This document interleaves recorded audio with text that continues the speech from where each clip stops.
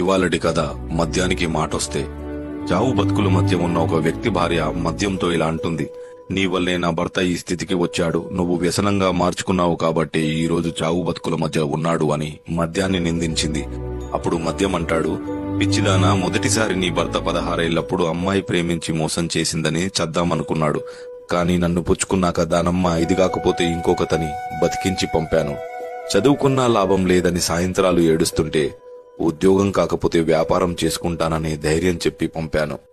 అమ్మ చనిపోయినప్పుడు, నాన్న కాలం చేసినప్పుడు నిద్రలేక ఏడుస్తున్న కళ్ళకి మత్తు పొరులు కప్పి నిద్రపుచ్చింది నేనే.